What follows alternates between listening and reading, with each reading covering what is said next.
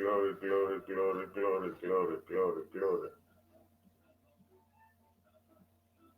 Alléluia, alléluia, alléluia.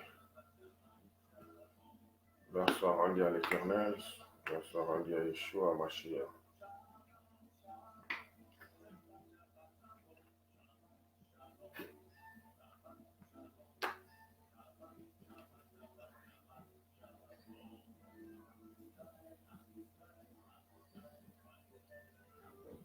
Shabbat shalom, Shabbat shalom, Shabbat shalom. Nous sommes en direct. Que l'Éternel vous bénisse davantage. Tout ce que nous pouvons faire maintenant, c'est partager la vidéo, s'il vous plaît. Partageons, partageons, partageons, partageons la vidéo, s'il vous plaît.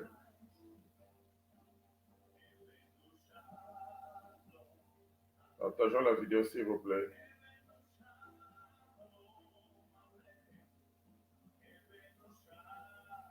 Revenons, shalom aleichem, shalom aleichem.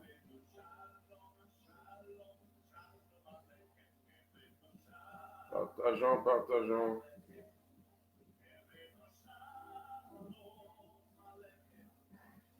Que l'Éternel vous bénisse davantage.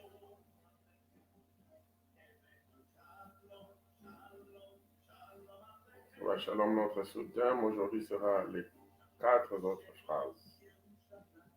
Matthieu chapitre 4, premier verset jusqu'au verset 11. Les 4 autres phrases, 3 points. 4 autres phrases, point, point, point. Qui est en ligne. Organelli. Shabbat shalom, ma soeur, que l'Éternel vous bénisse davantage. Partageons la vidéo, s'il vous plaît. Partageons la vidéo, nous allons commencer d'ici 1 minute.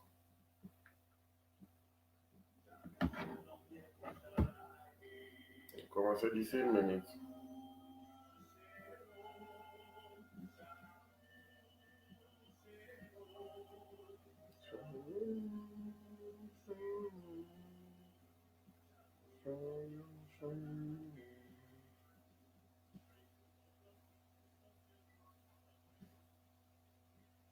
Shabbat shalom, Shabbat shalom. Shabbat shalom, qui est en ligne, Mami Ngala. Shabbat shalom, ma fille Mami, que l'Éternel vous bénisse davantage. Shalom, pasteur, c'est bien, vous êtes là, félicitations. Partageons, partageons, partageons la vidéo, s'il vous plaît. Que l'Éternel vous bénisse davantage pour vos sacrifices.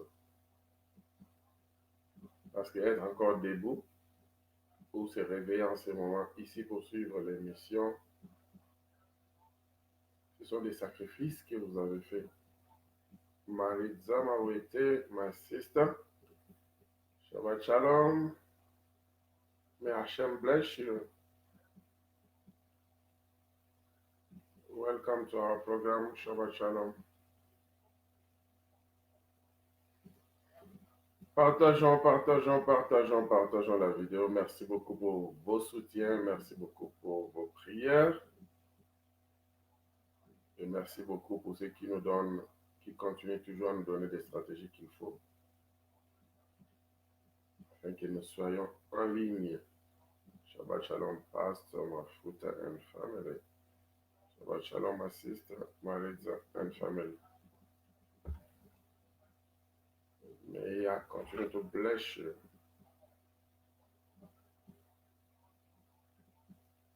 Ok. Nous allons commencer d'ici quelques secondes les 4 autres phrases. S'il vous plaît, si c'est possible, réveillez celui qui est à votre côté, qui dort déjà. Appelez vos frères et sœurs, dites-leur que Shabbat Shalom est en ligne pour nous donner une autre révélation de la part de l'Éternel. Les 4 autres phrases, 3 points. Souvenez-vous, la fois passée, on avait parlé sur une seule phrase.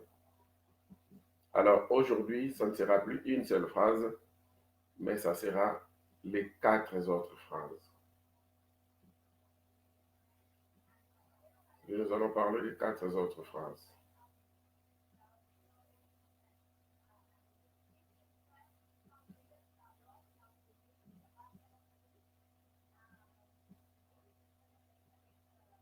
Alléluia.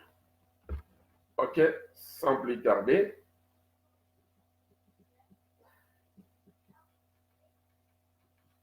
nous allons commencer. Sans plus tarder, nous allons commencer. Prions, Adonai Elohim, le Tout-Puissant Créateur de l'univers. Père, nous te bénissons pour ces instants. L'Esprit de l'Éternel, merci pour être au rendez-vous et merci pour prendre le bâton des commandements. Merci pour tes enseignements et merci pour ta disponibilité. Merci pour ta disposition. Dans le précieux nom de ton Fils Yeshua Mashiach, nous avons ces prières, nous disons Amen. Amen, Wilfred. Shabbat Shalom, mon frère Wilfred. Shabbat Shalom, mon frère Christian. Merci comme à l'accoutumée. Nous nous saluons par un Shabbat Shalom, juste pour dire que nous vous souhaitons le bien-être total pour ce Shabbat. Le Shabbat qui commence le vendredi soir jusqu'au samedi soir. Alors le Shalom ne se limite pas seulement à la paix. La paix, ce n'est qu'une partie du Shalom. Le Shalom est un grand paquet. En un mot, le Shalom signifie le bien-être total. Alors, Evenu Shalom Alerem, nous vous souhaitons à vous tous un samedi, un Shabbat de bien-être total. Grande est notre joie parce que nous sommes encore en direct à cause de vous. Il y a de cela 3 semaines passées, presque un mois, on n'était plus en direct, directement, en utilisant notre compte, je dirais mieux, parce qu'il y avait un groupe de mauvais goût qui travaillait dans le background pour empêcher nos directs, nos live vidéo. Alors, la fois passée, on avait utilisé un autre compte pour remettre sur Facebook et garder toujours cela comme plan B. À tout moment, quand nous avons une émission, et que vous savez que l'émission commencera par exemple à 23h15 comme aujourd'hui, et que vous trouvez qu'il y a un problème, quelques minutes plus tard, si nous partageons une vidéo quelconque, en ce moment-là, soyez souple pour comprendre que nous sommes en direct en utilisant un autre compte. Parce qu'il faut toujours il faudrait toujours mettre les mesures de sécurité en place. Donc soyons des hommes vraiment souples. À tout moment, quand les lives bloquent, que ce soit maintenant, que ce soit dans les jours à venir, on veut juste mettre les garde-fous. Quand une vidéo bloque, ou bien le temps est déjà arrivé, mais ne sont pas toujours en direct, et que vous nous voyez partager une vidéo en direct, peu importe la source,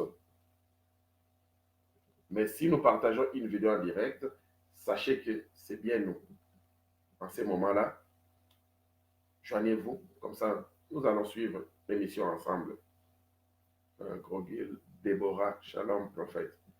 Shabbat Shalom, ma sœur Déborah, je pense bien, je ne suis pas prophète. L'Éternel m'utilise beaucoup en prophétie, mais je ne suis pas prophète, je suis pasteur. Mais normalement, mon ministère, c'est le ministère d'enseignant. Mon ministère enseignant ou docteur. Merci que l'Éternel vous bénisse davantage. Sylvia, que l'Éternel vous bénisse davantage. Shabbat Shalom. Ok, sans plus tarder, nous allons directement passer au message. Alors, notre sous-thème d'aujourd'hui, c'est les 4 autres phrases. 3 points. Ça signifie qu'il y a à compléter. Les 4 autres phrases, 3 points. Le samedi passé, on avait appris une seule phrase. Alors, la seule phrase en question le samedi passé, c'était Deutéronome, chapitre 8, du premier verset jusqu'au verset 5, où Yeshua était en train d'expliquer ses disciples. Pardon, il ne s'agissait pas de Yeshua, où Adonai était en train d'expliquer à ses enfants, à l'époque, il parlait aux enfants d'Israël, mais aujourd'hui, nous, comme nous sommes aussi greffés avec l'olivier naturel qui est Israël, ces passages nous concernent aussi. Mais à l'époque, il parlait à Israël. Quand il parlait à Israël, il leur a dit que vous avez traversé 40 ans dans le désert, pas 40 jours, mais 40 ans dans le désert. Tout ça, c'était pour vous apprendre une seule phrase.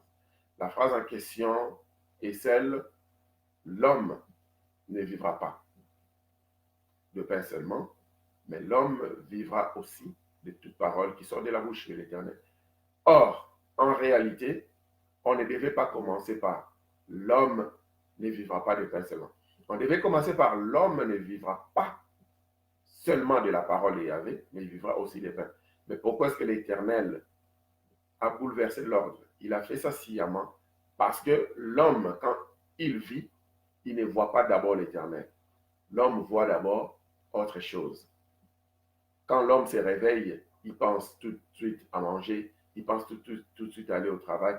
L'homme aime toujours se mettre en premier et Yahvé en deuxième. Ce n'est pas que Yahvé a donné la place à l'homme, non. Mais il a juste voulu expliquer à l'homme que c'est vrai, tu as besoin de ton pain quotidien, mais tu as aussi besoin de ma parole et la mise en pratique de ma parole pour avoir une vie balancée. Alors, on avait appris qu'une seule phrase en question signifiait que tous les moments où ils ont traversé des difficultés, l'Éternel les avait appris cette phrase-là parce qu'ils ont été approuvés.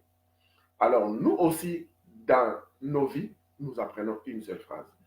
Il y a des fois, vous pouvez traverser des moments difficiles dans un couple pour juste apprendre une phrase si votre conjoint ou conjointe vous aime vraiment, ou c'était des aventures. Par exemple, un couple qui se dit qu'ils s'aiment entre eux, et puis il y a la conjointe ou vice-versa, qui entre en prison et l'autre l'abandonne.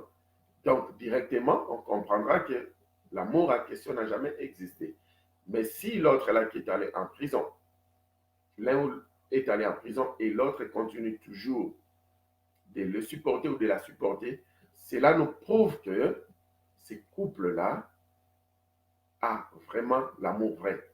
Donc, celui qui est en prison apprendra une seule phrase, que pendant tout ce temps où j'étais en prison et que l'autre me supportait, l'autre m'a vraiment montré son soutien. C'est vrai qu'il m'aime vraiment. Alors, vice-versa, il y aura des leçons à apprendre. Donc, je paraphrase. Une seule phrase signifie pendant toute la période, pendant toutes les années, on peut en dire pour comprendre une seule leçon. Et cette leçon-là, dès qu'on la comprend, ça reste comme ça à vie. Par exemple, nous autres, on avait donné l'exemple quand nous étions entre les quatre murs, dans une détention en Suisse. Pendant qu'on pleurait, l'Éternel nous a dit, je t'ai amené ici pas pour que tu pleures, mais c'est juste afin que tu puisses comprendre que ceux qui n'ont pas Christ dans leur vie, ils sont comme toi. Ils sont maintenant incarcérés comme toi. Ils sont en détention comme toi. Alors, aie compassion de ceux qui n'ont pas Christ et prêche l'évangile aux prisonniers physiques et aux prisonniers spirituels. C'est comme ça. Et hier même, pour paraphraser ce que je suis en train de dire, il y a un autre témoignage de notre mère, maman, l'archibishop Dominique, que vous voyez derrière là, la dame qui est juste là, à mes côtés, la vidéo qui circule derrière là au background, notre maman, l'archibishop Dominique d'Israël, elle est en Israël et aussi aux États-Unis d'Amérique, elle est à cheval. Hier, pendant qu'elle avait reçu la visite de ses enfants biologiques en États-Unis d'Amérique, et ils étaient vraiment dans un building très élevé, dans l'ascenseur, et puis il y a eu coupure de courant, subitement. Alors ils étaient enfermés dans l'ascenseur pendant 45 minutes. Et pendant ces 45 minutes-là, elle avait fait un live de quelques minutes. Dans ce live-là, il dit, voici, nous sommes là enfermés à l'ascenseur parce qu'il n'y a plus d'électricité. C'est vraiment fan. Donc c'est amusant. Ce qu'elle disait, c'est vraiment amusant. Et elle disait, ne vous en faites pas. Même si c'est le dernier scénario de ma vie, je connais ma position parce que je retournerai au paradis. Et elle riait, c'était vraiment amusant. Et puis elle posait la question, et vous autres, qui êtes en train de me suivre en live au moment où je suis enfermé ici à l'ascenseur? Et vous, quelle sera votre position si c'était la fin du monde aujourd'hui? Parce que moi, si c'est la fin de ma vie aujourd'hui, j'irai au paradis. Alors, je lui ai directement écrit le message quand le service approprié est venu pour ouvrir l'ascenseur et le faire sortir. Je lui ai directement envoyé un message pour dire, maman, que l'Éternel vous bénisse pour votre courage. Même quand vous étiez enfermé, vous avez toujours libéré un message. Même si c'était votre dernier souffle, mais au moins vous avez libéré un message. Parce que elle a appris une phrase. Toute sa vie, elle a appris une phrase que sa raison de vivre, c'est pour prêcher. Advienne que pourra, c'est pour prêcher. Vivre ou mourir, c'est pour prêcher. Même la dernière seconde de sa vie, c'est pour prêcher. C'est la seule phrase qu'elle a appris dans sa vie. Alors c'est pourquoi elle en profite même à la dernière seconde où il n'y a plus d'issue. Elle continue de prêcher. Et là, ça fait paraphraser encore notre message pour montrer que les situations que nous traversons dans notre vie nous apprend une phrase. Et cette phrase-là devient notre force. Et cette seule phrase est devenue la force d'Israël. Le travail, un homme doit travailler. C'est pourquoi en Israël, on travaille. En Israël, on ne donne pas des cadeaux. Que tu sois requérant d'asile, même si on ne t'a pas encore accepté, on ne t'a pas encore donné le papier, on te donne le permis de travail. Parce qu'ils ont appris une phrase, que l'homme doit vivre du travail, l'activité. Le précieux trésor de l'homme, c'est son activité. Et aussi, vivre de la parole de l'Éternel et la mise en pratique. Alors, maintenant, comme on a l'habitude de vous dire, la Bible, c'est comme quand nous sommes à l'école. Il y a l'école primaire, ne parlons pas de l'école maternelle parce que beaucoup parmi nous n'ont pas eu la chance d'aller à l'école maternelle. Et puis, bon, ce n'est pas vraiment l'école aussi. C'est juste peut-être un lieu de préparation. Parlons de l'école primaire. La Bible est comme une école. Il y a l'école primaire, après, il y a l'école secondaire, et à part l'école secondaire, il y a l'université. Et après l'université, il y a la maîtrise. La maîtrise, c'est toujours l'université. Quand vous finissez l'université, vous pouvez continuer pour maîtriser la chose. Et puis, vous pouvez aller aussi au PhD ou au master. C'est comme ça qu'avec la parole de Yahvé, la parole de Yahvé est montante. Si on n'arrive pas à comprendre les ABC de la parole de Yahvé, il nous sera difficile d'avoir même la révélation. C'est pourquoi il dit, vous connaîtrez d'abord la vérité, et puis la vérité vous affranchira. Parce qu'on monte. Alors, à l'école primaire, de ces passages bibliques dont nous sommes en train d'apprendre, à l'école primaire de ces passages bibliques, on nous avait dit que il ne s'agissait que d'une seule phrase. L'homme ne vivra pas de pain seulement, l'homme vivra aussi de toutes paroles qui sont de la parole d'Éternel. Alors, pendant que j'étais en train de méditer sur cette phrase la semaine passée, et c'est une leçon que l'Éternel m'a donnée il y a cela même 2 ans, je pense, si j'ai bonne mémoire. L'Éternel, la semaine passée, m'a dit, tu sais quoi, quand seulement je finis, il m'a dit, il y a encore d'autres phrases. Il y a encore d'autres phrases. Un niveau supérieur, un niveau secondaire et un niveau supérieur. Et la maîtrise de cette leçon. Alors j'ai dit à l'Éternel, quelles sont les phrases en question? C'est pourquoi vous voyez les sous-thèmes, c'est les 4 autres phrases. C'est comme ça que l'Éternel m'avait dit.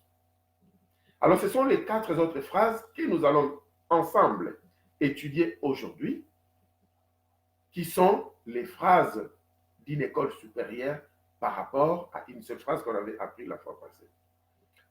Ces 4 autres phrases sont dans le livre de Matthieu. Matthieu chapitre 4. Matthieu chapitre 4, à partir du premier verset. Alors Yeshua fit amener nos excuses. Ça donne, je vois que sa courbe est toujours vers l'enseignement. On avait fini avec notre série d'enseignement. Maintenant, nous sommes à la série des prédications. Ben, je m'excuse. Tout ce que je fais, je me trouve toujours, c'est comme si l'ascenseur me tire toujours vers l'enseignement. Mais profitons. Ce sont de belles révélations. Profitons. Ok. Matthieu chapitre 4. Alors Yeshua fut amené par l'Esprit dans le désert pour être tenté par les diables. Donc, entre parenthèses, il y a des tentations qui n'ont rien à voir avec Satan. Donc, l'Esprit de l'Éternel l'a pris, lui Yeshua, sciemment, l'a amené au désert sciemment, pas pour aller vivre une vie paisible, mais pour aller être tenté. Est-ce que la Bible se contredit-elle? Parce qu'on dit qu'il y avait ne tente jamais. Et l'Esprit de l'Éternel, c'est toujours lui Yahvé. Mais ici, on parle où il a amené pour aller apprendre plus. Parce que lui qui est le premier juif, comme je l'appelle toujours, parce qu'il a dit dans Matthieu, dans Jean chapitre 4, le salut vient des juifs, lui les premiers juifs, les premiers hébreux, il avait déjà appris comme tous les autres hébreux, tous les autres juifs, que l'homme ne vivra pas de pain seulement. Il connaît déjà cette phrase-là, qui est un enseignement primaire, un enseignement de base, que lui et ses frères ont déjà reçu. Et cet enseignement s'est déjà fait chair. Donc ça signifie qu'ils portent déjà ces messages-là dans leur corps. Comme je porte le message de la captivité dans mon corps. Et à tout moment, quand quelqu'un est captif, quand l'Esprit de l'Éternel nous envoie pour aller prier pour cette personne-là, pas quand nous le faisons de nous-mêmes, mais quand l'Esprit de l'Éternel nous envoie pour aller prier pour la personne, peu importe la captivité, la personne reçoit toujours la guérison. La fois passée, l'Esprit de l'Éternel nous a envoyé pour aller prier pour quelqu'un qui avait le cancer. 2 semaines passées, aujourd'hui, le cancer est complètement parti. Parce que la personne était dans la captivité. Comme nous avons reçu ces mandats, c'est une parole qui s'est faite chère en nous. Donc, après la prière, il n'y a plus rien. Les médecins même lui posaient la question, qu'est-ce que tu fais ici à l'hôpital? Ils ont oublié que ce sont eux qui l'avaient retenu. Ok, sautons. Le verset 2. Après avoir jeûné 40 jours et 40 nuits, il eut faim. Les tentateurs s'étant approchés. Oh, j'ai bien aimé comme ils ont dit les tentateurs s'étant approchés, parce qu'il y a certaines personnes qui disent Satan, non, ça c'est faire sa publicité gratuite. Il faut utiliser d'autres mots, d'autres styles, au lieu de l'appeler comme ça, Satan ou que sais-je. Alors, le verset 3. Les tentateurs s'étant approchés lui dit, si tu es fils d'Adonai, ordonne que ces pierres deviennent de pain. Yeshua répondit, il est écrit, l'homme ne vivra pas de pain seulement, mais de toute parole qui sort de la bouche d'Adonai. Là, c'est la seule phrase. On n'en parle plus. Maintenant, on continue avec les 4 autres phrases.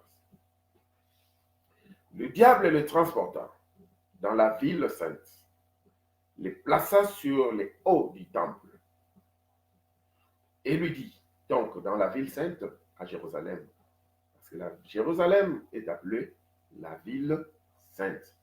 La ville sainte, ce n'est pas Kamba, en Afrique centrale. La ville sainte, ce n'est pas, je ne sais pas, au bois sacré, en Afrique, quelque part en Afrique. Non. La ville sainte, c'est à Jérusalem. Et Jérusalem est une ville située sur la montagne. Comme Matthieu nous dit, une ville située sur la montagne ne peut être cachée. Il s'agit de Jérusalem. C'est une autre révélation. On ne va pas à Jérusalem, on monte à Jérusalem. C'est comme ça que le diable les transporta dans la ville sainte. Il monta avec lui dans la ville sainte, à Jérusalem. Les plaça sur les hauts du temple. les plaça sur les hauts du temple. Ici, on parle de l'ancienne Jérusalem qui est barricadée et qui a 12 portiques. Et lui dit, si tu es fils d'Adonai, jette-toi en bas. Car il est écrit, il donnera des ordres à ses anges à ton sujet. Et ils te porteront sur les mains, de peur que ton pied ne heurte contre une pierre. Alors Yeshua lui dit, il est aussi écrit, tu ne tenteras point le Seigneur, ton Dieu, Adonai. Ok, là c'est une phrase de plus, parce qu'on parle de 4 autres phrases. Partons mollo, mollo, pas à pas. Donc on ajoute une autre phrase. Yeshua lui dit, il est aussi écrit, c'est la deuxième phrase. Il est aussi écrit. Pourquoi est-ce qu'il lui dit, il est aussi écrit? Parce que, premièrement, il lui avait dit, l'homme ne vivra pas de pain seulement. Alors, pourquoi est-ce qu'il lui avait dit, même quand il lui a dit au verset 4, suivez bien, suivons très bien. Au verset 4, Yeshua a répondu, il est écrit. Il est écrit. Il n'a pas dit, il est aussi écrit. Il avait seulement dit, il est écrit. L'homme ne vivra pas de pain seulement. Parce que c'était la base, c'était la seule phrase, la première phrase. Maintenant, au verset 7, il lui dit, au verset 7, il lui dit, tu n'entendras point le Seigneur ton Dieu. Ah, il lui dit, Yeshua lui dit, il est aussi écrit. Donc ici aussi, je vais montrer, à part ce que vous connaissez déjà, parce que toi, le diable, tu es déjà au courant que l'homme ne vivra pas de pain seulement. Tu es déjà au courant. Parce que tu es un ancien aussi. Tu connais ces choses. Les choses que Yeshua est en train de lui dire seront nouvelles pour les apôtres, pour les disciples. Mais ce ne sont pas des choses qui sont nouvelles pour Satan. Parce que ici, il s'agit d'une nouvelle génération, la conversation avec une nouvelle génération. Mais Satan n'était pas de cette génération. Il était déjà dans l'ancienne génération. Alors, dans l'ancienne génération, il connaissait déjà Deutéronome, chapitre 8, où il était écrit. C'est pourquoi, j'ouvre cette parenthèse, je vais la fermer rapidement. Ceux qui disent que nous ne sommes plus sous l'Ancien Testament, l'Ancienne Alliance, tout ça, maintenant c'est le Nouveau Testament. Non. D'abord, rappelons-nous qu'il n'y a pas de nouveau comme Ancien Testament. Il n'y a qu'un seul testament. Il y a la première partie et la deuxième partie du testament. Tout ce que Yeshua dit ici, ce ne sont pas les écrits de Paul. Parce qu'en ce moment ici, Paul, il ne connaît encore rien de Yeshua. Il n'est même pas encore converti. Ici, il ne s'agit pas des enseignements de Pierre. Il n'est pas encore converti. Pierre n'est pas encore converti. Attention, même les disciples, pendant leur première année, deuxième année, troisième année avec même Christ, ils n'étaient pas toujours convertis. Oui, parce que même quand Yeshua partait, au dernier moment déjà où il était sur le point de partir, il dira à Pierre, quand tu seras converti, quand tu seras affermi, affermis aussi les autres. Vous voyez? Donc les disciples vraiment de Yeshua étaient convertis. Ils étaient affermis après son départ, quand ils ont reçu l'aide de l'Esprit de l'Éternel. Alors, maintenant, Yeshua, ce qui faisait sa force, c'était ces écrits-là que nous négligeons aujourd'hui, que nous appelons Ancien Testament, que nous appelons les écrits de la loi, qui n'existaient plus. Or, lui-même arrivant à Matthieu, il dit, je ne suis pas venu pour abolir la loi. Parce que je ne peux pas abolir la loi parce que c'est la fondation. Une maison dont on casse les fondations, c'est terrible. C'est terrible. Quand les fondations sont renversées, le peuple, que ferait-il? La parole soi-disant de l'Ancien Testament, c'est ça la fondation de la vie. C'est ça la base de la vie. Si vous ratez ça, ou bien si vous ne savez pas comment appliquer ça dans nos jours, ça sera difficile parce que la loi comme telle, les principes resteront les mêmes. Seulement les applications vont changer. Avec l'Esprit de l'Éternel. Alors, Yeshua a utilisé cette loi-là. Par exemple, là, au verset 4, il a utilisé une citation de Deutéronome chapitre 8. Et maintenant, au verset 7, où il dit, il est aussi écrit, tu ne tenteras point le Seigneur. C'est Deutéronome chapitre 6, le verset 16. Vous voyez? Alors, quand tu l'as dit ça, le diable dit, ouf, voilà, il m'a encore dit. Il y a beaucoup de gens parmi nous. Nous avons déjà appris une seule phrase dans notre vie, où il y a des gens qui se disent que moi, je ne veux que servir l'Éternel. C'est ça ma raison de vivre. Il y a beaucoup de phrases que nous avons apprises. L'Éternel, je n'ai plus d'autre si ce n'est que toi. Éternel, c'est toi ma force, c'est toi. Quand mes forces, quand je n'ai plus personne où courir, c'est toi ma dernière ressource. Oui, il y a des phrases pareilles que nous connaissons. Mais cependant, dans notre vie à nous, parce que nous devons maintenant appliquer ces choses dans notre vie. Les diables, quand ils voient que vous maîtrisez cette seule phrase-là, qui fait que vous connaissez maintenant votre raison de vivre, et que vous avez enduré, vous avez traversé des épreuves pour connaître votre raison de vivre, rien et personne ne peut plus vous bouger. C'est fini. Le diable vient maintenant entrer dans la parole. Il vient entrer dans la parole. Parce que ce que le diable est en train de dire ici, ce sont des paroles. Mais est-ce que ce sont des saintes paroles? C'est ça maintenant le problème.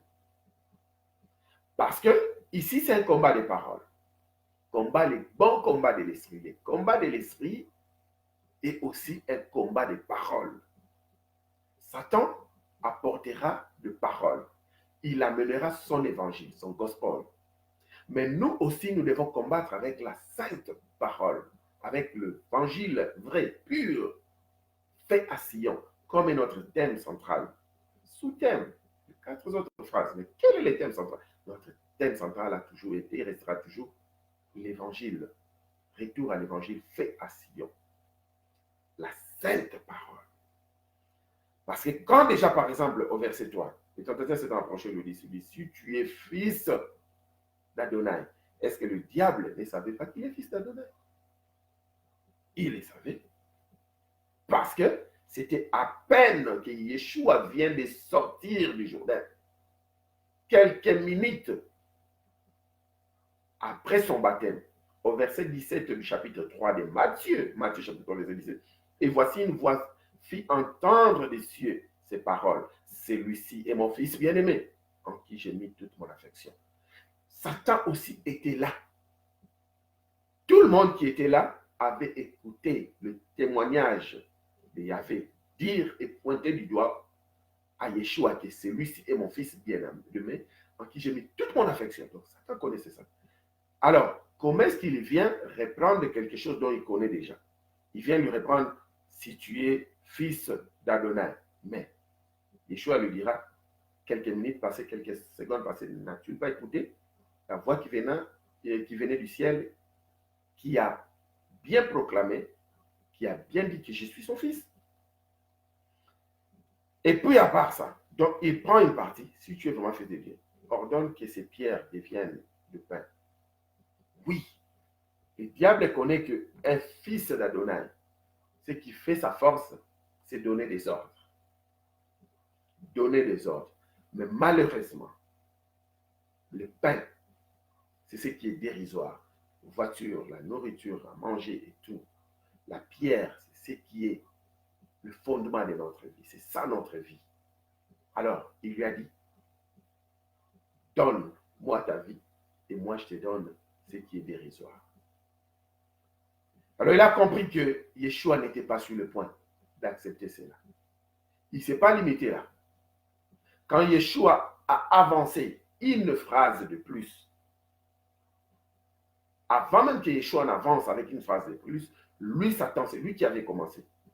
Parce que c'est un combat de phrases. C'est un combat d'évangile, c'est un combat de paroles. Satan est allé les défoncer. Il a dit maintenant, écoute, montons un peu à Jérusalem. Ils ont monté ensemble. Il dit maintenant, dès qu'ils arrivent en haut, il lui dit au verset 6, si tu es fils de Dieu, il répète la même chose. Il connaît qu'il est fils d'Adonai. Jette-toi en bas, car il donnera des ordres à ses anges. C'est vrai que dans le psaume, il est bien dit que Adonai donnera les ordres aux anges de prendre soin à ses enfants quand ils font un faux pas. Ce n'est pas que la Bible a dit, vous allez faire des faux pas de vous-même. Vous-même, vous allez créer des faux pas. Vous-même, vous allez aller sur la montagne et créer des embuscades. Parce que l'ange de l'Éternel sera là pour vous protéger. Ce n'est pas ça la Bible a dit. Donc, Satan a pris un passage biblique qui est vrai, mais comme lui, sa force est à contrefaçon, il a juste tourné l'écriture. Il a utilisé le mauvais côté pour détruire. C'est comme ça aussi que ça se passe. S'il faudrait même parler pour comprendre, la Bible dit que la nature vous enseigne. Supposons que dans la cour royale, comme ici, il y a la cour royale britannique, ceux qui font la sécurité du prince de la cour royale britannique, ils contrôlent leurs mouvements à la seconde. Et généralement, ce qu'ils contrôlent plus, ce n'est pas le mouvement du prince, mais c'est le mouvement de l'entourage, de l'environnement, pour éviter que les hasards viennent détruire le prince. Donc, il ne tire pas plus attention quand le prince, par exemple, touche sa barbe. Il tire plus d'attention ce qui se passe tout autour du prince pour éviter les attaques venant de l'extérieur.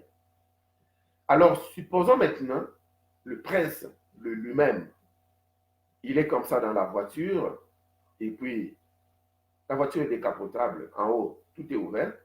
Le prince décide de lui-même, bien qu'il y a des gardes à côté. Pendant qu'ils sont en train peut-être de faire le tour de la ville, parce que le prince veut saluer le peuple, et le prince décide de lui-même de quitter la voiture et sauter au public. Je vous dis, les gardes seront distraits pendant cette seconde-là.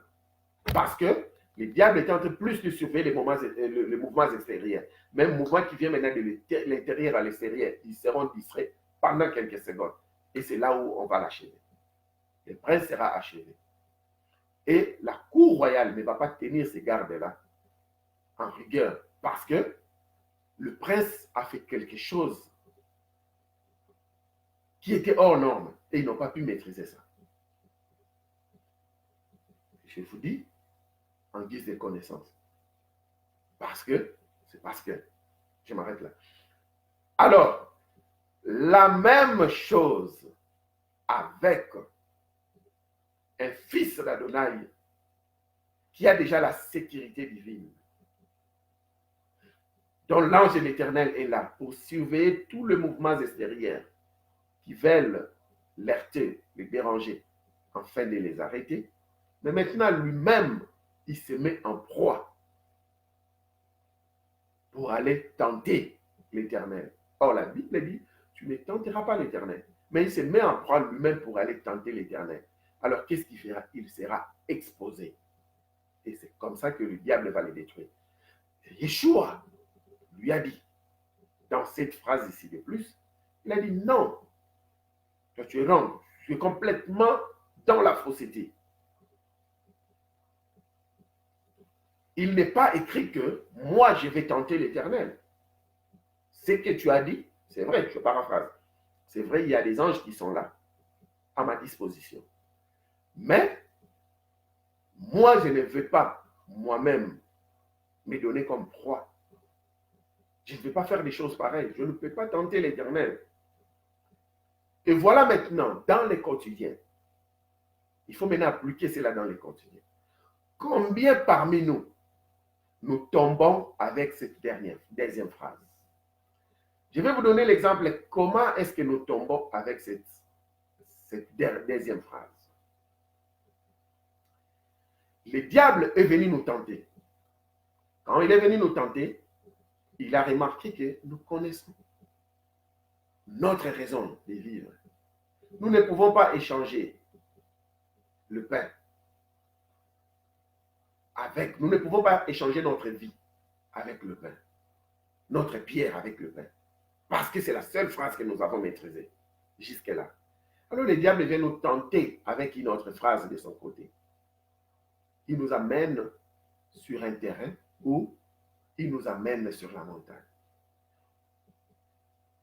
Amener quelqu'un sur la montagne, monter sur la montagne, cela signifie l'élévation. L'élévation. Vous savez, Paul, Saul de Tarse, c'est celui qu'on appelait Paul, il a bien dit, je connais comment vivre dans la misère et je connais aussi comment vivre dans l'abondance. Et il a même utilisé les termes qui va même au-delà des misères. Et je connais aussi vivre dans l'abondance. Mais mon frère, ma soeur, j'aimerais vous dire une chose. Dans la misère, il y a des tentations. Et souvent, les tentations de la misère sont difficiles, elles sont faciles à maîtriser. Je répète, les tentations de la misère sont faciles à maîtriser. Parce qu'on n'a pas de moyens. C'est comme quelqu'un qui se dit être humble. C'est parce qu'il n'a pas de voiture, il n'a pas de costume, il n'a pas des habits de marque, il n'a pas de maison. La personne se dit humble. Et vous le voyez toujours, tout humble. Là, un homme serait humble. Mais le jour où il aura un poste, une voiture, une maison, des costumes, le monsieur que vous êtes en train d'appeler monsieur humble, maintenant vous le voyez avec sa clé de voiture, il commence à tourner, il commence à parler, il se gonfle, c'est comme s'il avait des épaulettes, tout ça. C'est là où vous comprenez que le monsieur n'a jamais été humble. C'est parce que c'est facile de maîtriser les tentations dans la souffrance. Je vous dis, en guise de connaissance. Mais c'est difficile de maîtriser les tentations dans les épreuves, parce que les épreuves ont aussi leurs tentations. Quand les gens demandent toujours, Éternel, élève-moi, j'ai besoin de ta promotion. C'est vrai, c'est pas un problème. Mais maintenant, quand vous serez élevé, quand l'Éternel va vous promouvoir, est-ce que vous serez prêt à surmonter les épreuves, les tentations? C'est ça maintenant la question. Beaucoup de gens, quand ils arrivent sur la montagne de Jérusalem, donc un niveau élevé, l'élévation, la hauteur, il devient un chef, la promotion. C'est là où maintenant, il succombe aux tentations du diable. Dans le ministère, par exemple, je vais vous montrer combien de fois, hommes d'Adonai, les hommes d'Adonai ont succombé, sans pourtant se rendre compte. Vous verrez, les pasteurs étaient humbles. Mais une fois que l'Éternel le lève, il commence à parler, il commence même à prêcher concernant les matériels. Vous remarquez ça, beaucoup de pasteurs, quand il était encore dans la situation, il traversait la situation de la pauvreté, il ne prêchait pas sur le message comme de la prospérité, parce que le message de la prospérité qui est prêché aujourd'hui, c'est un message qui n'est pas bien compris. La prospérité, comme prospère l'état de ton âme. Ce n'est pas de cette prospérité dont ils prêchent, parce qu'ils comprennent seulement. Ils prêchent le matériel. Ce que vous comprenez par la prédication de prospérité, moi j'appelle ça la prédication de matériel. Vous verrez le pasteur là, quand il était encore dans sa situation de pauvreté, s'il avait prêché 50 messages, il n'y a aucun message de prospérité à l'intérieur. Ce sera le message de la croix, le message de sacrifice, le message de ceci, le message d'humilité et de simplicité. Mais une fois maintenant, il a l'argent, il a les voitures, tout ça, vous verrez directement un switch, un changement de message. Il commence à parler plus sur la prospérité. Parce que le diable l'a maintenant amené à un terrain élevé. Vous voyez? Il a amené dans un terrain élevé. C'est pourquoi ne soyons pas toujours là, prêts à dire que quand vous voyez un homme d'Adonai ou bien un frère ou bien sœur être élevé, ne disons pas toujours, waouh, gloire soit rendue à l'Éternel parce que L'Éternel l'a élevé, la Bible dit l'élévation de l'Éternel. Attention, l'élévation est aussi une forme que le diable utilise. Un cheval de bataille incontournable que le diable utilise pour la destruction. Donc il y a des gens qui sont élevés, ce n'est pas parce que l'Éternel l'a élevé. Mais le diable a trouvé que sur ce terrain ici en bas, sur la plaine, nous sommes en train de nous battre avec ce monsieur. Il a maîtrisé qu'il ne veut pas échanger l'essentiel de sa vie, son salut avec le pain. Il ne veut pas échanger ça. Il ne veut pas. Alors, ce que je ferai, je lui donne une élévation.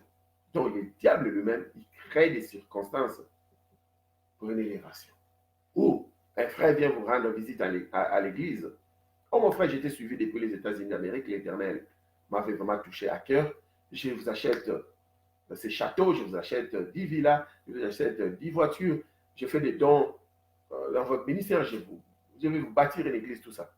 Alors les gens croiront directement que c'est l'Éternel qui l'a béni, parce que le frère venant des États-Unis d'Amérique dit qu'il a été touché par les messages, tout ça, c'est pourquoi il est venu bénir. Suivons s'il vous plaît. Y compris David Manfouta, je suis en train de suivre ces enseignements. Alors, là maintenant, le diable a amené dans ce terrain-là, très élevé. Alors, le pasteur change le message. Son message devient la prospérité. Vous autres, si vous n'êtes pas bénis, c'est parce que vous ne respectez pas la loi de l'Éternel. C'est parce que vous vivez dans le péché. C'est parce que vous n'avez pas la sainte colère. C'est pourquoi vous êtes dans cette situation-là. Vous voyez? Le pasteur commence à oublier, peut-être lui, avant d'arriver sur le plan où lui l'appelle élévation, ça peut être l'élévation de l'Éternel, oui, je n'en disconviens pas. Ça peut être aussi l'élévation que le diable a utilisée comme cheval de bataille. Mais il oublie que peut-être il avait fait 20 ans de ministère, peut-être 40 ans de vie de prière, et lui-même, il a l'habitude de vous dire ça, j'ai fait 40 ans de vie de prière, ceci, cela. Mais les témoignages dont il vous dit, par exemple, il a reçu des élévations, peut-être ça fait 20 ans de ministère. Et l'église peut-être jeune, l'église n'a que 20 ans, pardon, 15 ans, peut-être 10 ans. Mais maintenant, il s'adresse à cette église-là. Si vous, aujourd'hui, vous n'arrivez pas à avoir X ou Y, c'est parce que vous n'avez pas la sainte colère, c'est parce que vous ne comprenez pas les choses, c'est parce que vous n'êtes pas agressif dans la prière, c'est parce que peut-être vous vivez dans le péché, tout ça. Vous voyez? Donc, son élévation a cliqué son message. Son message a été affecté. Il oublie que la Bible dit qu'il y a un temps pour chaque chose. Il oublie que parfois les gens peuvent traverser des moments difficiles pour apprendre une seule phrase. Que l'homme vivra aussi de la parole de l'Éternel. Comme en Afrique, il y a beaucoup de gens aujourd'hui, si ce n'est pas la parole de l'Éternel, ils ne peuvent pas vivre. Parce qu'à peine ils reçoivent le pain de vie, maison, voiture, je ne sais pas, la bouffe, à peine. Mais ils ne vivent que de l'Éternel. Qu'est-ce que c'est ta grâce? Alors il oublie tout ça. Il oublie tout ce qui concourt, toutes choses concourent au bien de ceux qui aiment l'Éternel. Tout ça, c'est plus sa portion. Pour lui maintenant, vous vivez dans le péché, vous n'avez pas la colère sainte, vous n'avez pas, c'est pourquoi vous arrivez là. Je ne dis pas qu'un message pareil, le pasteur est contre. Et je ne suis pas contre le message pareil. C'est vrai, il y a des fois dans la vie, nous traversons des moments difficiles parce que nous n'avons pas la sainte colère, parce que nous ne faisons pas des prières agressives. Oui, je vais bien balancer cet enseignement, s'il vous plaît. Mais maintenant, lui, le message, Satan a affecté son message. Là, maintenant, l'élévation, il a affecté son message. Et puis, il y a même des gens qui peuvent quitter l'église à cause de ces messages-là. J'étais dernièrement à Kinshasa, où il y a une dame. Elle était née dans une famille présidentielle. Depuis l'âge de 5 ans, cette dame-là voyageait en Europe, tout ça, avec sa famille. Le voyage en Europe, le passeport diplomatique, l'argent et tout. Ils étaient des enfants, 5 000, 10 000 dollars comme argent de poche, jouaient avec l'argent, faisaient tout.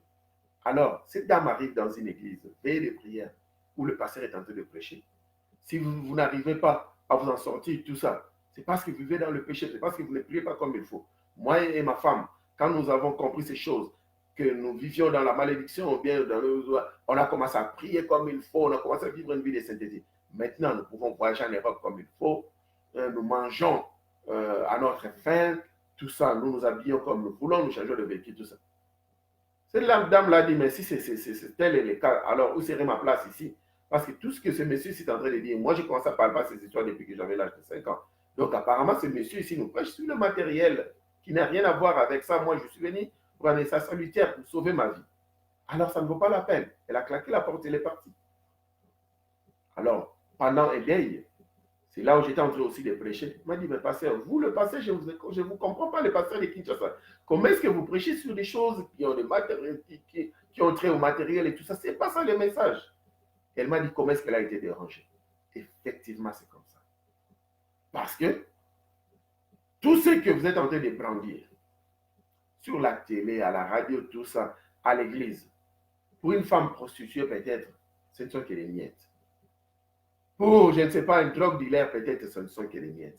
Je ne suis pas en train d'encourager ces gens-là. Mais je parle sur le plan matériel. Ils vont se moquer de vous, se dire que vous aussi, il faut attendre que l'Éternel vous élève comme ça. Moi, il suffit de prendre mon fusil, c'est fini. Une seule nuit, c'est fini. Je vais avoir une voiture. Il va se moquer.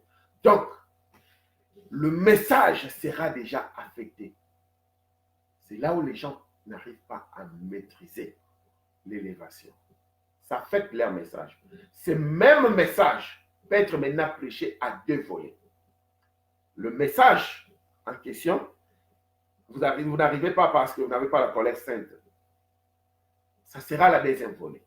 La première volée sera celle d'expliquer aux gens, vivre une vie de sainteté, vivre une vie de ceci, cela, vivre une vie équilibrée, c'est tout ça. Et puis, essayez aussi d'expliquer aux gens, parfois si ces choses-là n'arrivent pas, c'est parce qu'ils ne sont pas agressifs dans le prière, c'est parce qu'ils ne veulent pas une vie de prière. Mais, quand il s'agit de matériel, nous devons faire de tout notre mieux, nous effacer. Quand il s'agit de donner des exemples qui a trait au matériel, il faut faire de son mieux pour s'effacer. On peut utiliser d'autres exemples. On peut utiliser beaucoup d'autres témoignages. Mais essayons de nous effacer. Parce que ça crée beaucoup de problèmes. Il y a des frères qui se diront, écoute, pasteur, tu étais avec nous ici à l'église, tu galérais il y a cela 5 ans, 20 ans. Nous avons fait marche, route ensemble avec toi. On t'a accompagné jusqu'aujourd'hui.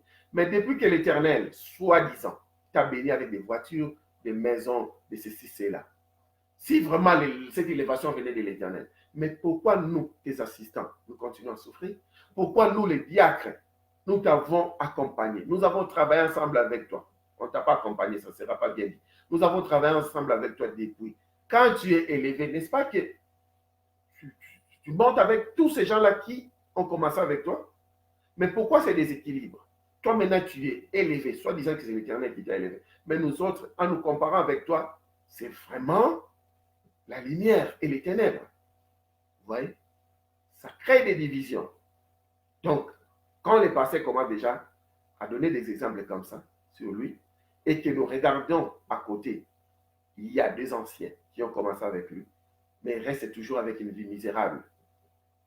D'abord, sa bénédiction est à questionner, parce que moi, je ne peux pas accepter d'avoir des voitures, des maisons et tout, et puis mon assistant est en train de souffrir.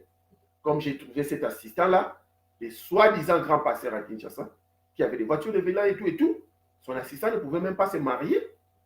Un fiançailles allongé de 5 ans. Son assistant qui travaillait dans sa télé, il devait commencer à 5 heures du matin et il devait emprunter un moto appelé le Wewa au Congo pour venir au travail. Comment le monsieur s'est exposé pour venir travailler? Lui, il croyait qu'il travaillait pour l'Éternel, mais il travaille pour ses pasteurs. Je lui ai dit, écoute, tu ne travailles pas pour l'Éternel, tu travailles pour ces pasteurs-là. Parce qu'il est tellement soi-disant élevé, pourquoi il ne peut pas te donner ne fût-ce qu'une voiture? Il a tellement beaucoup de maisons, pourquoi il ne peut pas te donner ne fût-ce qu'un appartement? Pourquoi il ne peut pas, ne fût-ce qu'un seul dimanche, demander l'assistance de l'église afin que tu puisses te marier et pour éviter que tu tombes dans le péché? Mais ce pasteur-là, s'il attendait aujourd'hui que son assistant est tombé dans le péché, la fornication, il va les mettre comme ça à la chair pour l'exposer. Et voilà, on va maintenant exposer Satan, nous allons les chasser, nous allons l'excommunier, tout ça. Non, ce n'est pas juste.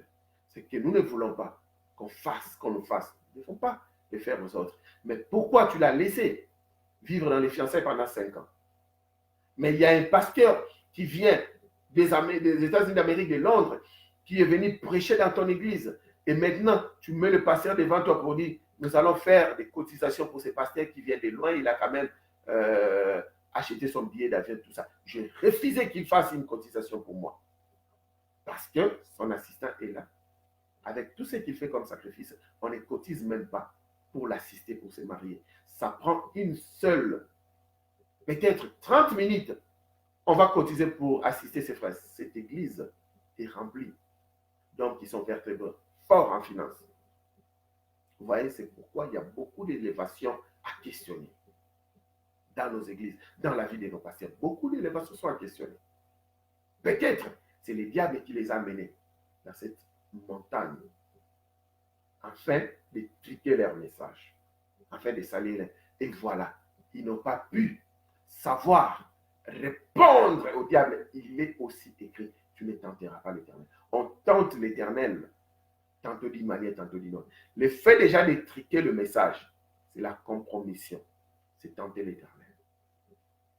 Quand tu es en train de compromettre avec le message, tu es déjà en train de tenter l'Éternel. Parce que tu sais que le terrain où tu es, l'Éternel n'arrive pas sur ce terrain et tu détruis ses enfants. Et aussi, le message comme l'Éternel nous a donné un don de guérison. Amenez tous les aveugles. Nous avons une campagne d'évangélisation. Amenez-moi tous les aveugles de la cité. Dites à tout le monde que Shabbat Shalom arrive à XY cité. Appelez les aveugles. Amenez les aveugles avec vous. Les boiteux qu'ils viennent. Les sourds qu'ils viennent au sol. Ceux qui ont des disabilités qu'ils viennent. Même ceux qui pleurent leurs morts dans des morgues. Apportez-moi tous ces cas-là. Vous verrez que l'Éternel sera au rendez-vous. Parce qu'il dit, le titre de cette campagne, viens et vois. Nous acclamons. Nous pensons que c'est un message de l'Éternel. Ce n'est pas un message de l'Éternel. Satan l'a juste amené sur un lieu élevé, soi-disant d'élévation. Parce que quand vous arrivez sur un lieu élevé, l'élévation sur la montagne, vous devenez une référence. Et quand vous devenez une référence, une ville située sur la montagne ne peut être cachée. Ça signifie que vous devenez une référence. Et quand vous devenez une référence, quand vous parlez, tout le monde vous écoute. Que la nature vous enseigne. Dans nos familles, où tout le monde vit une situation difficile, le monsieur qui est élevé dans la famille, qui a ses finances, il est vertébré. Quand tu parles, il devient la référence de la famille. Et la Bible dit, même les sottises de celui qui a l'argent sont acceptées de tout le monde, nous dit les proverbes. Mais la parole de la sagesse de celui qui n'a pas l'argent est méprisée, même par ses propres, ses membres de famille. Il méprise ses paroles. Alors, comme vous avez maintenant la parole où tout le monde écoute, au lieu maintenant d'aligner cette parole avec il est écrit, proprement dit, du côté de Yahvé, commencez maintenant à tenter l'Éternel. L'Éternel dit que le message dont nous sommes porteurs, par exemple en matière de guérison, en matière de délivrance, c'est un message de qu'est-ce qu'on dit? Savoir garder. Oh, s'il vous plaît, soufflez-moi les termes. J'avais les termes viennent de m'échapper. La discrétion, c'est ça. C'est un message de la discrétion. Yeshua savait que sur mon chemin aujourd'hui, je verrai quelqu'un appelé Bartimée, un aveugle. Mais il ne dira à personne. Lui plutôt, il donnera les enseignements sur l'aveuglement. Ceux qui ne connaissent pas Yeshua, ceux qui ne connaissent pas Christ, ceux qui ne connaissent pas sa parole, ceux qui ne mettent pas en pratique sa parole, sont des aveugles, sont comme des aveugles. Alors nous devons mettre en pratique la parole de Yahvé pour éviter l'aveuglement. Alors Yeshua est venu afin que les aveugles voient. Surpris comme ça sur le chemin, c'est là où nous voyons maintenant Yeshua devant un aveugle. Il est en train d'enseigner et subitement, il y a une circonstance qui se crée. Selon les gens, c'est une circonstance qui se crée. Non. Mais selon Yeshua, il vous donnait déjà l'enseignement sur l'aveuglement parce qu'il vous a porté sur les terrains réels, afin que vous puissiez maintenant palper la leçon d'aveuglement. Afin que la phrase qui vous apprenez sur les chemins devienne palpable et que cette phrase se fasse chère. C'est ce qui manque, par exemple, avec nos enseignements en Afrique, par exemple. Les gens ont tellement de théories, mais ces théories ne se font jamais chères parce que peu de pratiques. Ici, par exemple, à l'Occident, il y a peu de théories, beaucoup de pratiques pour que cette théorie se fasse chère, la maîtrise de la chose dans son corps. Alors, maintenant, avec sa théorie de l'aveuglement, boum, la réalité maintenant, ils sont devant un aveugle. L'embuscade se crée une circonstance, il guérit cet aveugle-là. Et l'aveugle voit avec discrétion. Et parfois, quand il finit le miracle, il dit à la personne, va, mais ne dis à personne. C'est juste pour te dire que tu portes maintenant un message de discrétion. C'est évident quand je reçois un miracle. Je vais propager la nouvelle, c'est évident. Pensons-nous que Yeshua disait à ces gens-là de garder les témoignages? Non.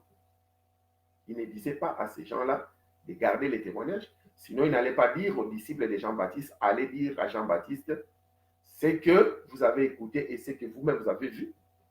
Les témoignages, on ne peut pas refuser à ce que les gens témoignent de la grandeur de l'Éternel, mais disait que vous êtes porteur maintenant d'un message de discrétion. Notre ministère, notre vie, c'est la discrétion. Si vous essayez tout de suite là, si c'était possible, que vous puissiez ouvrir mon ventre et voir ce qui est à l'intérieur.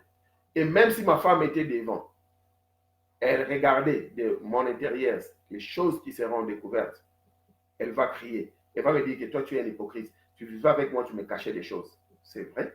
Parce que ce sont des choses ministérielles. C'est la discrétion. Je ne peux pas. J'avais une conversation avec cette dame-là. Elle me parle de sa situation dans son foyer. Et puis, j'arrive à la maison. Je partage ça avec ma femme. Non, je partage ça avec mon assistant. Ou je partage ça avec mon frère. Non.